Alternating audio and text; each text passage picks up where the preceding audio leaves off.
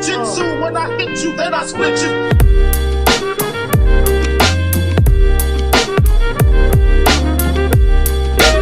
Jujitsu, when I hit you, then I split you. Yeah. Oh, we're recording? Oh, okay. Nice. Ready? All right. Yeah. So I think the first thing I want to bring up. Well, first of all, thanks for doing this. Thanks for having me. Haven't seen you in a while. Haven't seen you in a couple months. Miss seeing you on the Friday morning training sessions, which are a good time. One thing Garrett and I always talk about, especially with jiu-jitsu, is stepping outside comfort zone. That's where growth is. That's how you improve your game and everything else, but also in life. But right when we were eating, you were talking about how getting pushed out of your comfort zone really took Samuel Rivera films to like the next level. Yeah. So, I mean, really what got me out of my comfort zone more recently is just getting, as I was telling you guys before, I was working a regular 9-to-5 corporate gig. And I always like to say that sometimes life happens for you and not to you. And the reason I say that is because there's times where life is going to open up a door for you that maybe you aren't always willing to take right away. Yeah. And if I'm being quite honest with you, I probably wouldn't have pursued the filmmaking thing full time, 100% committed, if I didn't get let go due to a COVID layoff. Yeah. So yeah, man, I think sometimes you got to be pushed in order to do what you're most destined for. Yeah, what I was saying earlier is like nothing grows in comfort. You have to be put into those positions to make those jumps in growth. And I think that happens to a lot of people sometimes where like we were talking about, you're like, it's that guaranteed money. Life's like, okay, I don't have to worry about paying my bills, but it's not my passion. And, it's, I can do it on the side, but now it's your plan A. So now you have to attack your filmmaking like it's your plan A. So I think it also puts you in a different mental state, right? Yeah, absolutely. Like everything is on you when you're working a regular 9-to-5. Like, you can kind of slack off. Yeah. It's like whatever, as long as my boss doesn't bust my balls, like whatever, I'm gonna still get paid, right? At the end of the day, as long as I don't get fired, I'm good. Yeah. Whereas like in your own business, as you know, It's like everything is on you. You got to make sure that new members are coming in through the door. You got to make sure that you're doing, you're on top of your A game, that you're being a good instructor. You're supporting your students on and off the mat. Retaining your older members too, not just, taking them for granted that they've been here for so long, like still making sure they're moving and growing, Yeah, it's all of that. So it's like, but that comes at so much more with a reward. Whereas like, I don't know, for me at least, and I'm not saying that there's anything wrong with having a 9-to-5. Some people are completely happy with it, right? Mm-hmm. But if you're a person that's not happy with what you're doing and you're dreading your drive into work, or I mean, most people are working remotely, but if you're opening that computer up every morning and just sitting there for 12 hours, question, what are you doing? It's like, can you do something that is fulfilling, that does bring you some joy? At least for me, like when I'm editing and I'm doing my work and I'm filmmaking, like you and I were going back and forth with tech. I don't mind. No, it was exciting. It was fun. Yeah. And it's like, it's not for me, right? I mean, it is for me because you're ultimately paying me to create the intro. But the point here is that like I would never say, oh, it's kind of cool to work at 10 p.m., 11 p.m. Yeah, no, you'd be like, what the fuck? No. Yeah, because you text me, and you're like, you text me back right away. I'm like, yo, I'm on my hustle too, bro. Up. Like this We're is what we do. Man. Yeah. This is what we do. Yeah, like, it was a lot of fun. And it's like that would never be fun if this was like, oh, Sam, you got to show up for a meeting. Yeah, you got to be on a conference call at 10 p.m., please. Thank you. You'd be like, go fuck yourself. Yeah, exactly. So true. Yeah. True. How do you enjoy those conference calls at 11 o'clock those at are my night favorite. from India? Oh, when the phone rings at like 2 or 3 o'clock in the morning and I'm in a dead sleep. Like, Well, Drew is also on what's it called? You're on the Indian time clock, right? Like the international, the overseas type deal. So it's fun. So I'm used to just not sleeping. I mean, even when we were first starting this podcast, like we'd be calling each other all hours of the night. Like 11 o'clock is essentially when our shift started. That was our start time. Like he would close the gym, and I'd be either like leaving training or putting like at the time like my first daughter to sleep, and like jumping on the phone, and him and I would just be talking. That's when we could get our shit done. Yeah, it's like the wives are sleeping, or they're not needing something from you at that moment, or like like everybody ate, everybody did it, everybody calms down, and then you're like, all right, this is going to man cave hustle mode. Yeah, it's our me time. And you work at 1, 2 o'clock in the morning. Yeah, but like, even though we're getting up at 6, like, but that's the time. And I don't know about you, but like sometimes the ideas come to me at night. Does that make sense? 2 a.m. 2 a.m. is a magic hour. Like, that's my magic hour. Sometimes you're just like, oh, that's a great idea. Oh, that's this. And like once you start getting going on it, you're like, I gotta keep going. I gotta keep going. Especially how it is. You're like editing and working on like the computer. Next thing you look up, you're like, it's 3 o'clock in the morning. You know, like you do. It sucks you in, you know? Yeah, and 100%. I find like I'm most creative at that time. I'm more productive during early morning hours or late at night when like There's less distractions. The whole world is shut down. Yes, Yeah. yes. Right? It's Exactly. like you don't have your kid constantly coming, and not that there's anything wrong with the kids, but like they are a distraction from creativity. Absolutely. So it's like, you know, they're not doing that. Your wife's not saying, hey, like, can you come down and help me out with this? Like, every time you have those little interruptions, it takes you out of that. It does, Yeah. because then it's also hard to get back into that like flow state, Yes. right? Like that groove where it's Yeah. just like I can put my headphones on and I can jam. You can zone and I in. can go. Yeah. Right. Yeah. It's no different than when you're here on the mat. Jiu-jitsu, right? yeah. Yeah. Your Flow first state. mat, your first, you know, roll might be a little clunky, but after that, Yeah. you're like, oh, boom, boom, boom. You know, you get into that Yeah, flow. as soon as you get that like Yeah. die out, As soon as you you're not get a little bit of stiff and sweat cold. going, man, and it starts getting loose, and then you start, it feels great, man.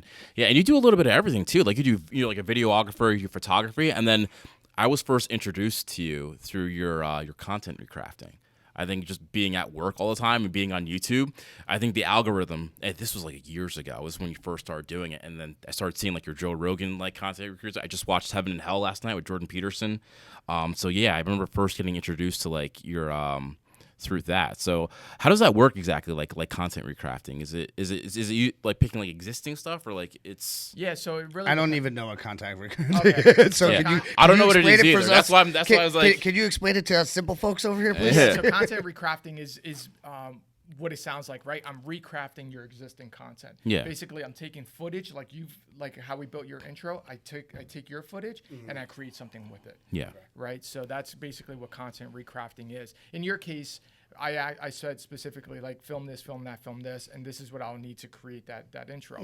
But for guys like Joe Rogan or Jordan Peterson or Jocko Willink, I'm basically taking their podcast and I'm taking something, an excerpt that they stated on there that I thought that was touching or had some sort of motivation behind it, and I turn it into something that's visual. Okay. So have you seen any of my like? I have not. Okay. So so basically what you're doing is like, are you doing like almost like putting scenes behind their words? Yeah, pretty much. Kind of. I have seen stuff. Yeah. Oh, I'm Yeah. lying. I have seen some stuff. So it's like you're taking like their voiceover almost and putting it to like a short film or a Correct. short film. Yeah, so sometimes it's like it could be one excerpt. Some people think that it's easy. It's like it's not just taking one excerpt and saying, okay, let me create something with this. Sometimes it's like in the case of Jordan Peterson, it's taking 3 or 4 different lectures and a podcast and and something else that he might have said. To create how long of a video? It really depends. In order just to tell a story. So generally speaking, those videos are anywhere between a minute and a half to up to 4 minutes. Okay. Jordan Peterson's was He's like, great. Yeah. I love him. awesome. I love And I him. just recently got Yeah. into his stuff. I just so- started reading you his did? book. Yeah. I've been listening to him for probably a couple years, and Yeah. like I watch him on YouTube falling asleep sometimes because he has like that voice where it's like do like Yeah. it's like kind of monotone. But he's just like he's so just there's no frills. Yeah. Like he calls it how he sees it. He takes feelings out of things and he logically looks at things. Yeah. I think that's what I like appreciate about Jordan Peterson. So now does Joe Rogan come to you for like royalties when your film gets huge? I wish. No, but him and I have had a pretty good like online relationship through like Instagram. Yeah. So Okay. anytime I do create something, he's been super cool with like resharing it, and it actually gets me business from other people. Oh, that's Yeah. awesome. So even though you're not directly doing it for him, you're doing it more for your film career, but he's still like giving you like, "What's up, gangster?" Yeah, exactly. Bang. Yes. Like the IG, like I like what you're doing, and I'll that's share awesome. it out there. Yeah. That's huge for somebody like that. Like to just because he has such a big pull and such a big gathering and everything, to like just get like that little brand recognition. Like, yo, you're doing your thing over here, man. you know? Yeah. Yeah. And look, there's no like agreement. We don't like I don't Yeah. create something and say, hey Joe, okay, here's the next video, go share it. It's nothing like No. that. It's like if he shares it, cool. Cool. Yeah, that's awesome. If he doesn't, all right, whatever. Every video to date that I've I'm sorry, there's maybe 1 or 2, but the point here is the majority Yeah. of my videos that I've done using his podcast, he's pretty much shared for me. So That's it's, awesome. It's amazing. Well, that's all it takes, especially with people with that type of following. You just get the share to the right person, it can change your life. Dude, like, let me tell you something. The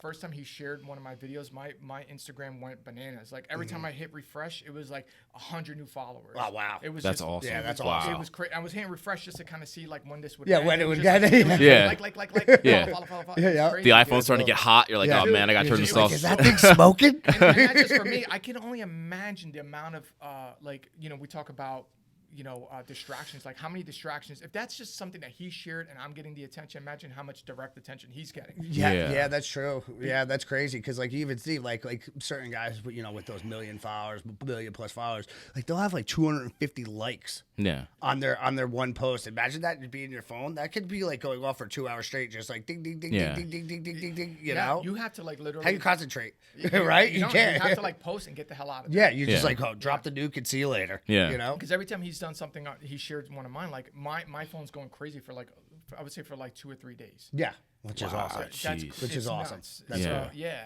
So so besides, how did you get into this? Because I know you had like an interesting story how you got into like starting to do short films and do intros for people and kind of get into that creative state. Yeah. So how'd you get into it? I got into filmmaking honestly through like I would make these like little videos on my family, like little family videos, and I'll kind of make them cool, but I would never share them. Like they're still in like my personal archives. And I said, my wife for my birthday, I said, can you give me this little shitty compact camera? And so she got it for me, and I said, you know what, I'm gonna make a video just to kind of test the capabilities of this camera on my instructor. I'm gonna make like a little interview video. Okay. And so I interviewed him with like maybe 10 or 15 different questions. And with no real intentions, I just thought it was cool to kind of do. I put some visuals behind it, and it sort of went viral in our little community. Like I was used to getting views of like, if I saw 100 views, I was like, man, that's a good day. Yeah. That's awesome. Yep. And then to create this video on my instructor, and it went to like 1,000 views. I'm like, oh, I've got something. Yeah. Yeah. When it's not about me, because that's what I was doing. I was creating like. So prior to that, I was doing like little videos on myself, like at a tournament or whatever, just like me fucking around in the house. Yeah. And when I would get no views, I would get like I said, like maybe 90 views if that. But then when you interview somebody who has a name, has a following, and something clicked, I said, okay, people want to hear about other people, not about yourself. Yep. And I did another instructor, and then that instructor said, hey, you know what? I really like your content. I'd like for you to do something on my instructors. Yeah. I said, you want to pay me? Yeah. I didn't do it with intentions of getting paid. I took the Stuart Cooper Films Yep. approach, which was just to create content because I thought it motivated me. Jiu-jitsu motivated me. It changed my life. So I thought, hey, let me try and get the word out for other people to enjoy. And so it turned into, that's really the first time it turned into something that was lucrative, was because I just took my passion and somebody recognized my talent and said, I want to pay for that. Which is an awesome feeling, especially when you're, like you said, you're just doing this because like you have the love of jiu-jitsu, you have the fun of creating stuff, and like, just even like, get my rocks off, I got 1,000 views, boom, boom, boom. Yeah. You're like, oh, this is cool, like what I'm doing, people are actually like resonating with, so it's cool. And then all of a sudden you get like somebody who's like, yeah, you're like, oh, you can make money doing this. I had no idea. Didn't even think, Yeah. right? Yeah. No, it's like, What do I charge? What do I even charge, right? Yeah. That's like the first question. You're like, Yeah. I never just, you're like Googling, what do you charge for, right? And like, what's crazy is that like when the guy, I said, okay, well, what's your budget? And he gave me a number, and I was like, whoa. Yeah. I mean, now that's like, Yeah. It's so, I wouldn't even do it for that. Now. Yeah. But at the time, I'm like, wow, like Yeah. you're actually gonna pay me to do that? And the guy was like a good like 2 hours away, whatever. Yeah, long yeah. story short, Yo, you got to dip the toe in the water somehow, Yeah. right? But what's man. crazy is that he's still a client of mine today, and like we still create videos together. Obviously, it's for more money, but Yeah, but listen, that's what happens. Your worth is more now, right? well, So like that's how you look at it. Your quality's gone up, your production value has gone up, your equipment cost has gone up. Yeah. Just like people don't understand, like just saving all this data too. That costs money. Like making sure you have backups, especially if you have a client where you're archiving their film stuff. So they come back and say, hey, remember video 2 and 6? I want you to cut some of that, put some of that, and you're like, okay, and now you can work it instead of having to resend it, redo it, all that stuff. So there's a lot of cost. There is. And like a camera alone, right? That could cost you $1,500 at minimum, $2,000 even. That's before you started getting into the lenses. Crazy. And, you want 4K, like you said. Like, okay, well now I've tripled the amount of storage that I need. There's a lot of demands. There's a lot of things besides like. I think that people have this illusion that it's easy to film because we all have a cell phone and we can do it. Mm-hmm. Well, and the quality of the phones are so good now. It makes you like, even if you're like a shitty photographer or videographer, you're like, yo, I take some pictures, I throw a filter on it. I'm like, I'm a fucking Picasso. Look at this, right? Like you do, because like sometimes you're like, that's a good picture, but it's like idiot proof almost now. Yeah. But you need to have that eye. You definitely have that to have that. like that artistic eye. Like even when me and you were setting up some stuff, like like I have a pretty good eye for certain things, but like you're like, look at this and tweak it there and tweak it. I'm like, oh, I get what you're looking at. Like but you have that natural eye or that natural talent. You can learn that through filmmaking, but when you're self-taught, right? Yeah, I didn't. So it's just like one of those natural things, you know, which I think is pretty amazing. Yeah, and it's like anything else in life. Like you said, as you continue to do something, you just get better and better. You find the process, and I can't tell you how many like nightmares I went through, like filming stuff. Like that first client, if we're going back to him, one of the paid gigs, I lost half the footage from the interview. Oh God! So thank God I was recording like audio externally, so I was able to fix it by using the footage that I had recorded for B-roll. So man, there's just so much you learn just going through the process. Yeah. So when you're working with like a client, like and essentially trying to like tell their story, like what's like your process? Like how do you really lay that out, and like what steps do you take? We were easy, right? Very easy. Yeah. No, but it's good working with guys that don't tell our wives how easy we are. Oh, you were easy that way too. Yeah, maybe Drew. I'm a saint over here. Not even I'm like a choir boy. Nope. That swears a lot. Yeah. Well, choir boys can be questionable too. I know. It wasn't the best analogy, man. Hey, listen, take it easy over there, buddy. You're supposed to be on my team. I'm on the team. Whatever. I threw you under the bus first. Sorry. Yeah, I see you. Yeah, so when it comes to like a client and the creative process, it comes down to like researching what, like you're talking about, like when I'm doing something for a business. Yeah. Yeah, so it comes down to like researching what that company's about. Before I even have what's called a discovery call, like that's usually the first thing, is that like identifying what their problem is the first thing, right? Okay. So the first conversation I have with them is like, okay, why do you even want a video? Okay.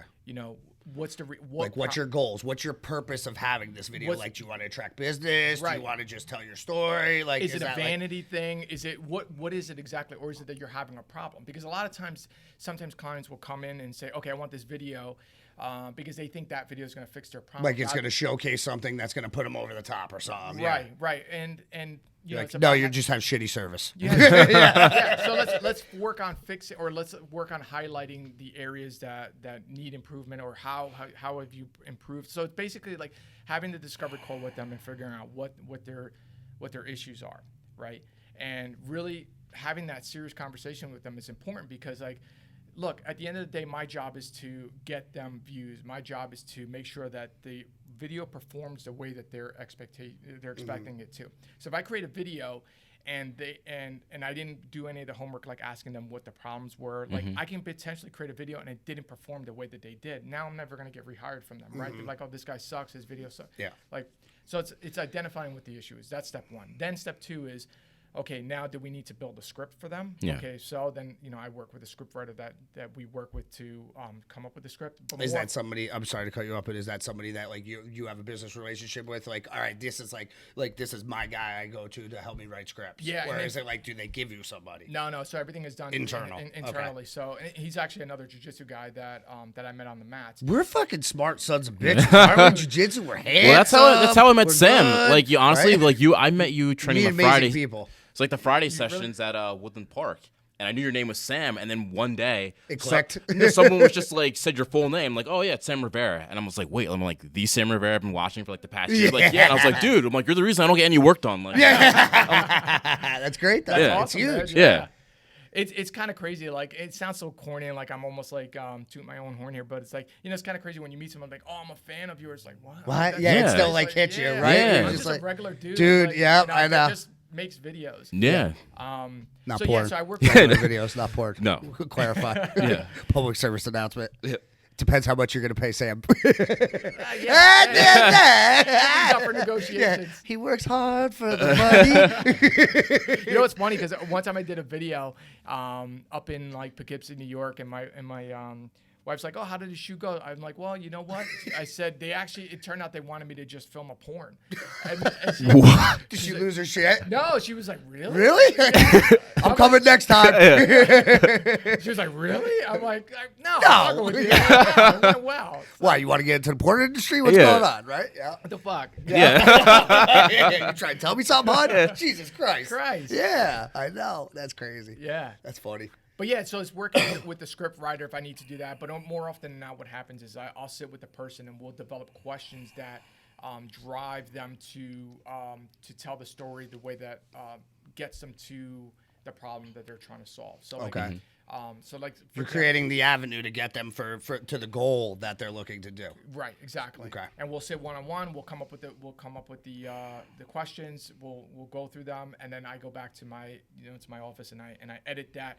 Usually 1 hour conversation down to like a 5-6 minute video that summarizes basically what that conversation was, and then from there we go back and we film all what's called B-roll that you layer over on top of their narrative. So Gotcha. what do you think the majority of your business is? Do you do that for more like corporate companies, or do you do it for like, are you kind of all over? Like you do it for smaller guys like us working on like podcasts.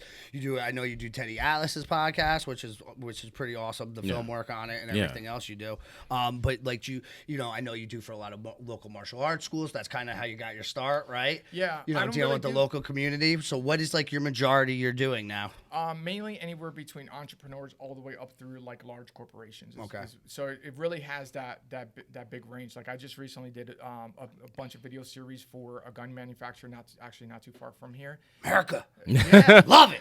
Two-way, motherfuckers. And it's pretty cool. It's like I never thought that I would get to that point. I'd be able to like guys like that. Be like, I'm working for Smith and Wesson. They're not far off from. No, They're a big company, and I'm like, shit. Like it's so crazy. It was almost surreal when they say, "Yeah, we want to hire you to do the job." I'm like, what? Jersey Yeah. company? Jersey company. You got any free guns? Or like, you Nah. got any discounts Dude, some yet? of those bro? guns.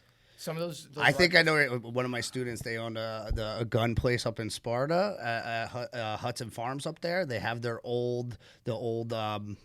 It's like one of the oldest gun manufacturers in the country, and it was one of my students' father. He's a partner there, and he runs the shooting school there and all that. So I've done like SEAL shooting with them and stuff like that. He got me in there, but like, dude, I walked in there and like.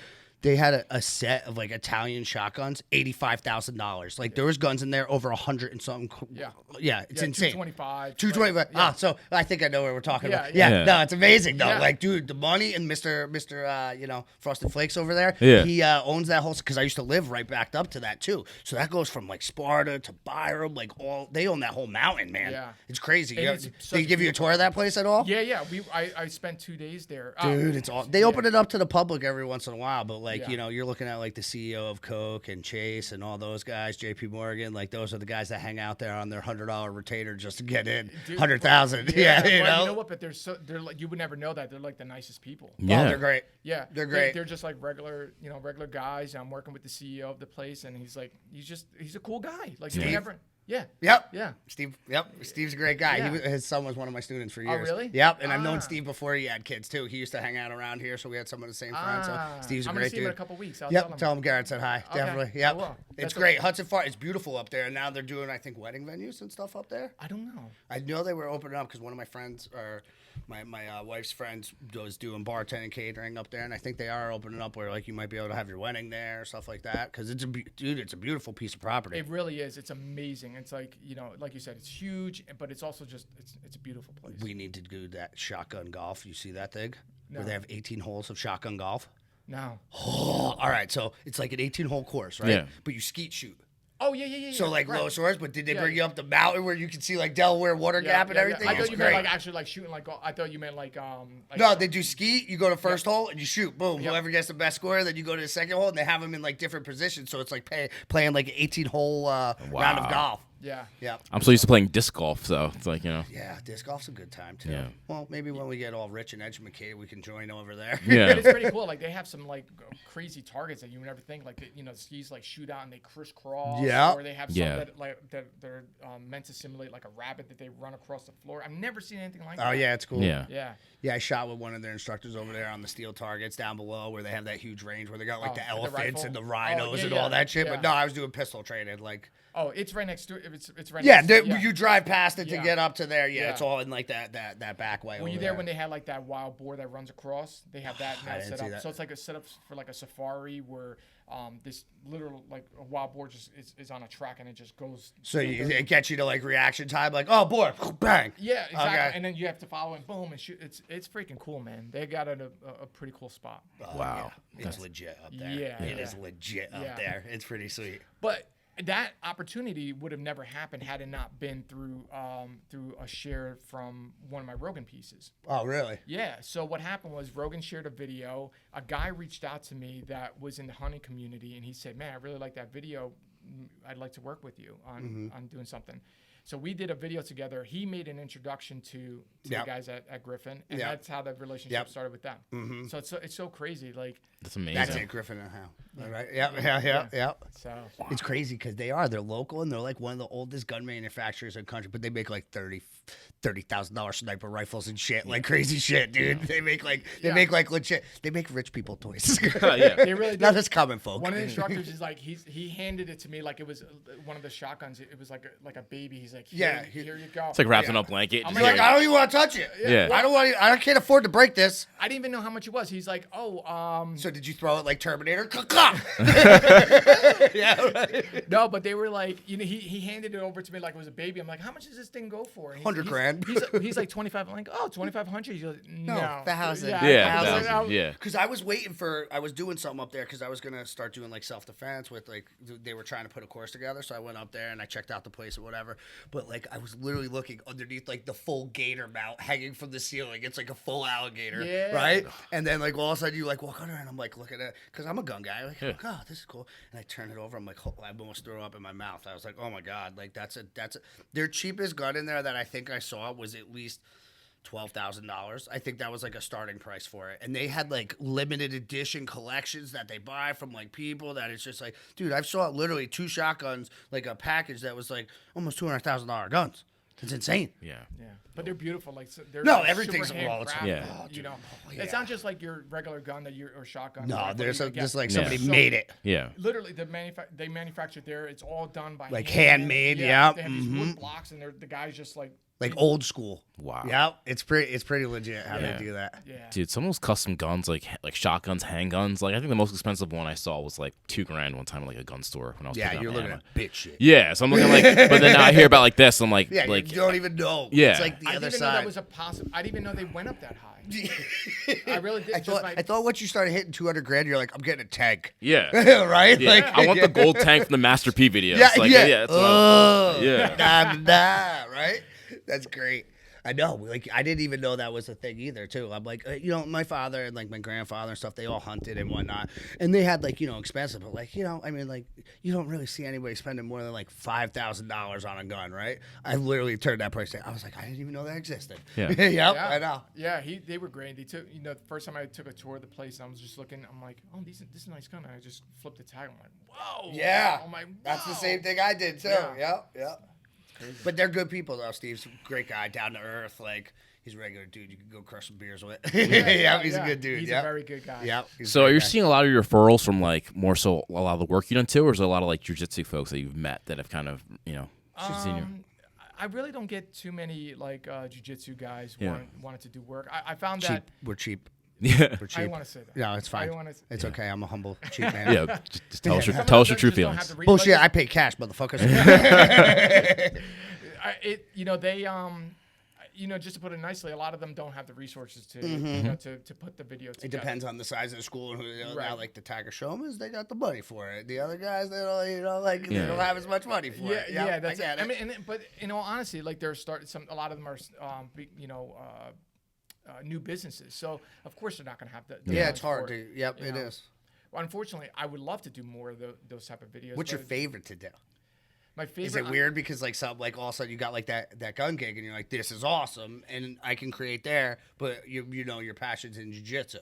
My passion more has shifted into That's like what creating the content recrafting stuff. Okay. Because like I feel like that has so much more impact on a broader range of people. Okay. Whereas like the jiu-jitsu stuff is only. We're a group of weird people. Yeah. Yeah, that choke each other for fun. It gets like I know it is. You want to broaden your horizon because you want to do it for everybody, right? Yeah, it's that, but I also want to create content that speaks to myself. So a lot of Yeah. these content recrafting pieces it's me talking to myself as well. Yeah. like self-reflection. Yeah. See, we're more Dude, than they're just brain dangerous, man, brawn. because you start with one and they're short, so you can consume them. So you start with one, and the algorithm recommends the next one. You're just like, fuck it. 3 o'clock in the morning, you're just like, all right, let's crying do that. in your pillow by Yeah. yourself. But thankfully, I don't have like hundreds of videos. So like because these videos take so long to. Yeah. To Well, create. you're looking for the right look, and you're trying to tell your story through these words, right? Is that kind of how it goes? Well, yes and no, but it's also like finding the.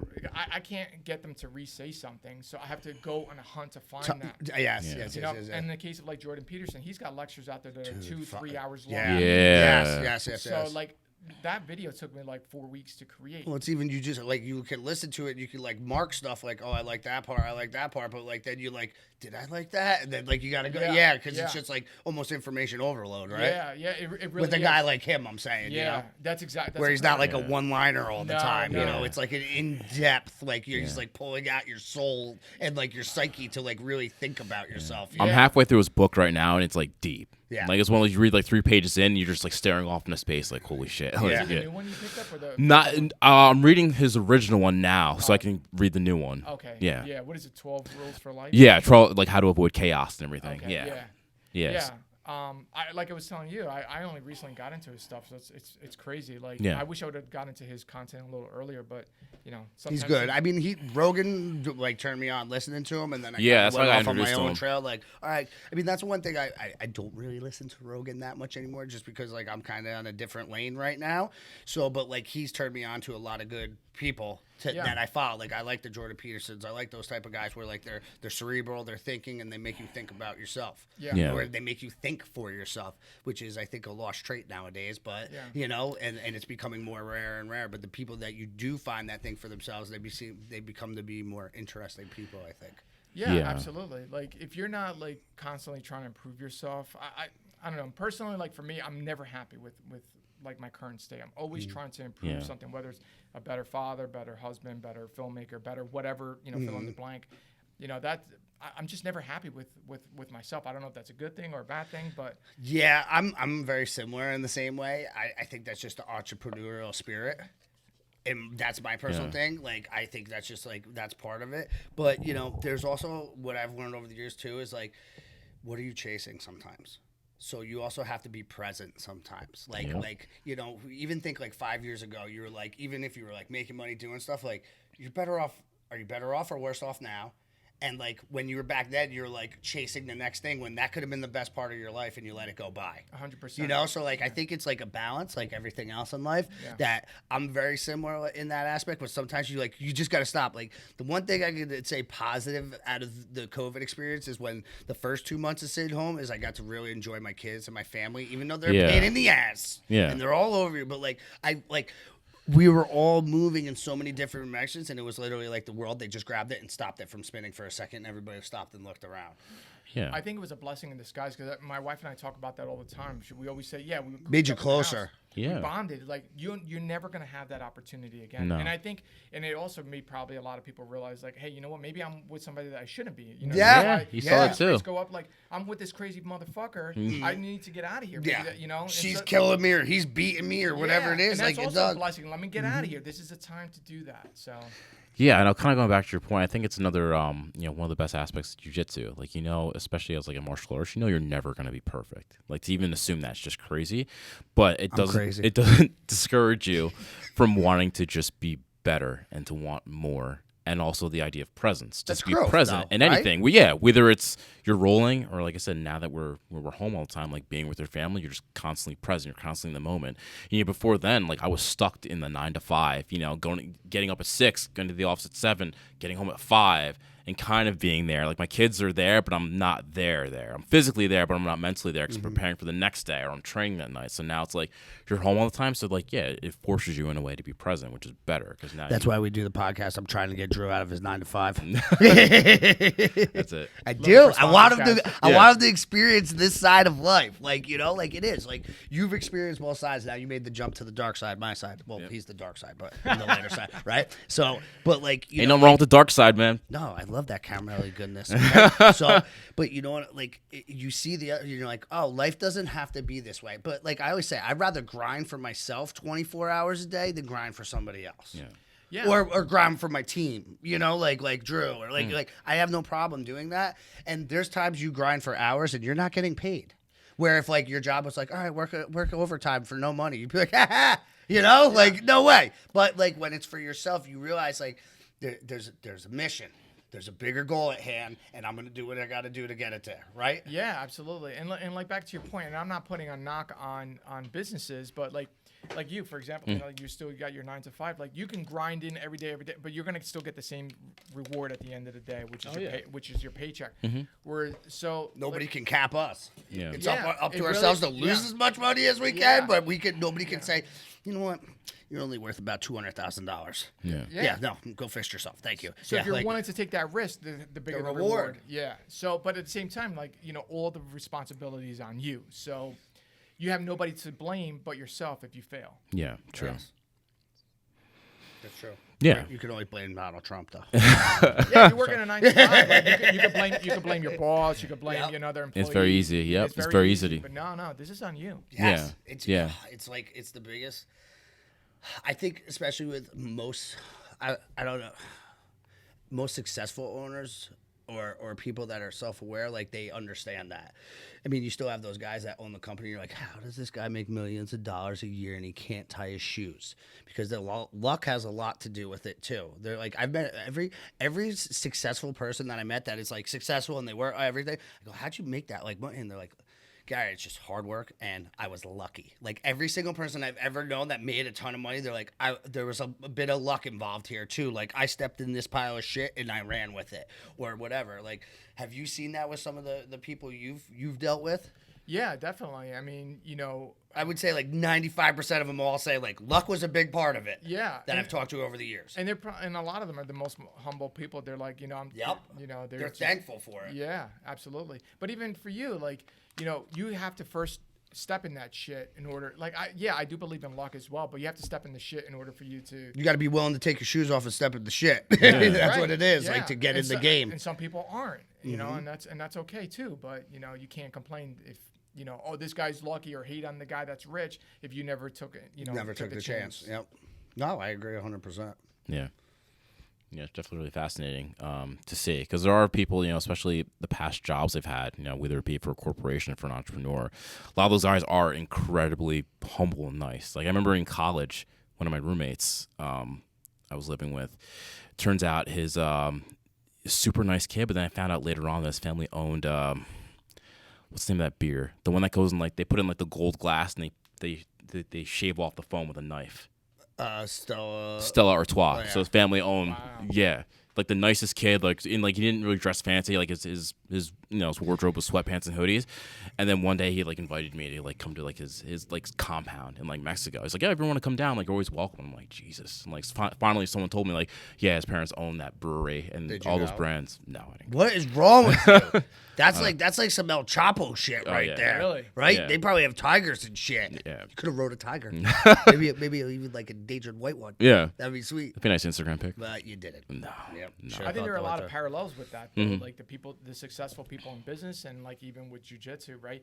The black belt is usually, you know, he doesn't have anything to prove. Yeah. And the guys that have a lot, for the most part, some of them that have the money, like they got nothing to prove. It's like they're not willing to. I mean, some of them do want to wear the fancy watches and the blinged out. Yeah, I think that's just also your personality. Yeah, you know? yeah. Like even like, you know, like bringing it back to jiu-jitsu, like most black belts are pretty humble, pretty cool, but like the guys that do it for a living, that make money like from competing and stuff, they have like that Conor McGregor mentality, but that's because they're selling themselves, they're selling their brand, whether you agree with it or not. You know, like, you know, that's not my style, that might not be your style, but like that's their style and that's how they make money. But usually, like I always say it all the time too, like if you're tough, you don't have to tell everybody you're tough. Yeah, it just speaks for itself. Yeah, exactly. You know, like if you're humble, like, you know, if you're rich, like I don't have to tell you I'm rich, my Maserati does. You know, like but I also know a lot of people that you're like, that guy drives an '84 Honda, and he is worth about $40 billion. Well, I think like Warren Buffett still lives in his like original home, right? He does. Yeah, I just saw his documentary. Like he drives like the same like Cadillac.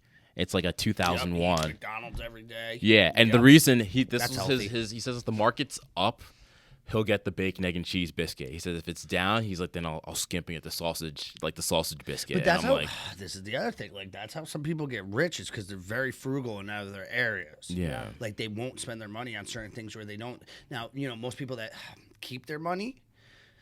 There's different ways to do it. They're frugal, and I think they keep it because they're more measured in their approach to certain ways they get their money, receive their money. But it's so weird because like I know certain guys that will like spend money on cars, everything, this, that, but they'll be like, "You want $1 to sweep that mat? Like I'm not paying that $1." You're like, "What the? You just spent $5,000 on getting your car like hand waxed with like chinchillas, you know? Like, and now you're like, oh, you want to pay that guy 5 cents to sweep it up? It's weird. People have these certain notice that? But I think we're all like that. We all got our things. Yeah. Because I see that also like in my business. They're like, wait, you want that much to create a video? It's like, yeah, obviously your priorities or the reason you're coming to me is not that important that if you think that this is too expensive, and it's really not. Yeah.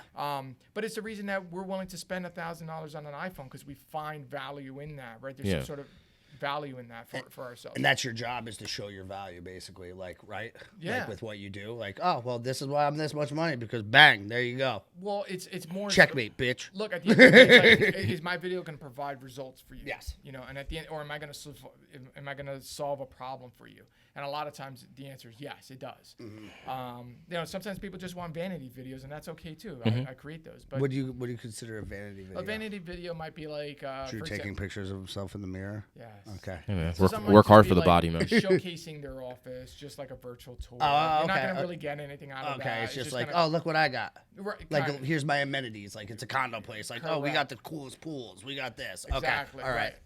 Whereas, like, let's say that same hotel might be getting, like, a lot of shit because of the neighborhood, and now we're going to talk about, like, how the neighborhood's getting cleaning up. Cleaning Yeah, up. okay. This is a great spot to be at because there's so many good whatever. You're solving a problem that way. Okay. So.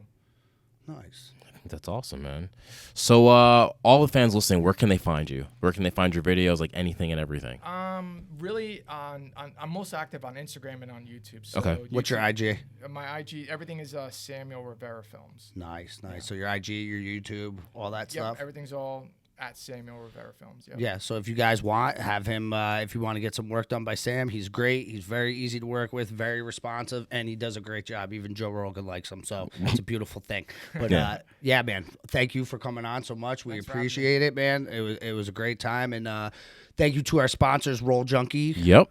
So what's the promo code? 2 Live Fools. That gets you 15% off your entire order. So T-shirts, gis, shorts, rash guards, hoodies, and everything. They got hoodies now. Now they got hoodies. Hopefully they'll have hats soon. They got the Cypher gi. That's dope as shit. I Drew wore it today, man. Yep. Throw myself on Instagram so you can check me out, man. I look good. Yeah. Well, yeah. You are a handsome man. Thank you, man. Yeah, you never say it. Thanks, guys. He never says it back to me, though. So Yeah, I do. I know. And you're just like, well, you're full of shit, man. Because I know you're a liar. No, just kidding. Love you, buddy. All right. Thanks, Sam. Thanks, we guys. appreciate you.